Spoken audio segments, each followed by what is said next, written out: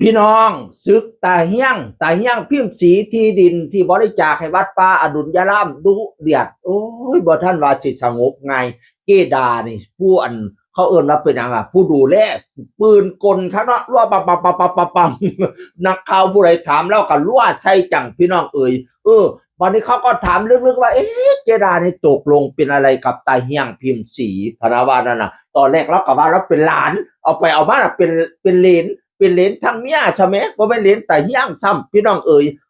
แล้วก็บ้าบันหลังว่าเป็นลูกบุญธรรมลูกคนที่9เพราะว่าแต่เฮี้ยงนี้มีลูก8 คนพี่น้องเสียชีวิตไปแล้ว1ถ้านับยายดาด้วยก็เป็นคนที่9วันนี้มาถามให้น้องแว่งที่อยู่ออมแอมว่าโอ้จะเป็นลูกแต่พ่อมใดบุพายุนี่ขอบ่เคยเห็นยายดาจักเทียพันวันแต่งานศพแต่เฮี้ยงก็บ่เห็นว่าฉันว่าเป็นลูกบุญธรรมก็บ่เห็นว่างานศพ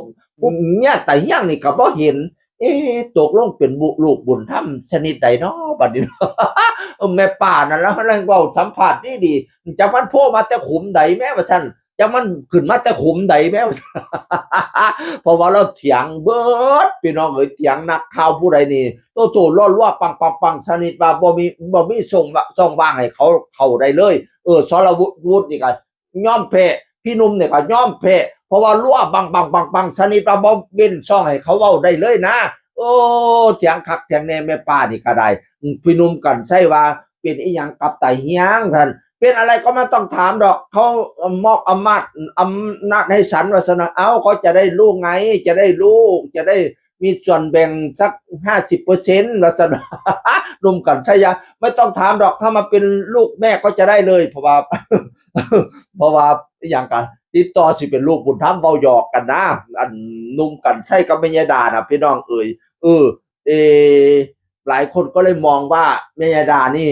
เป็นมวยแทนหรือเปล่าขึ้นมาชกแทนหรือเปล่าเพราะลูกๆตายเฮียงนี่เท่าที่สัมภาษณ์นี่ลูกที่เหลือ7 คนนี่ก็ไม่เห็นมาสัมภาษณ์กันเท่าไหร่นะนี่ป้าบุญเลี้ยงผู้หนึ่งเนาะแล้วก็ถามแน่ตอบแน่ตอบแล้วแบบก็ตอบว่าเต็มซบเต็มปากปานใดผู้ลางคนก็ว่าอย่าไปถามแล้วหลายทอแล้วสิออกนอกบทปนะว่าเขาก็เลยมองว่าพระดานี่เป็นผู้ใดแท้ๆเนาะเป็นผู้ใดแท้ๆเนาะ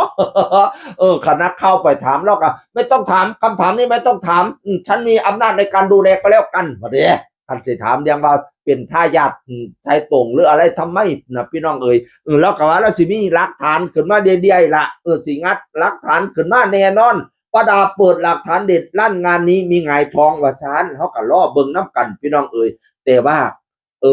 ทางที่ดินขอนแก่นเขาจ่อว่าจะเรียกคนที่ไปออกโฉนดออกใบแทนนะว่าไปแจ้งความเท็จนะเพราะว่าโฉนดไม่ได้หายโฉนดอยู่กับหลวงพ่อแล้วไปออกใบแทนไงงานนี้ป้าบัวไข่ซึ่งเป็นลูกของตาเฮียงคนที่5ก็ทำหน้าที่เป็นทายาทโดยชอบธรรมไปขอออกใบแทนโอ้ยตอนนี้แล้วกับปวดหัวมั่วเก่าอยู่ป้าดากับบญาติฉันตกใจมากเลยเครียดมากเลยเพราะจะได้เรียก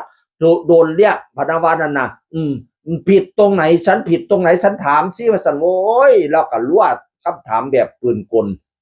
เพราะว่าคนที่ไปออกไม่ใช่ป้าดาไงคนไปออกคือป้าบัวไข่บัดเนี่ย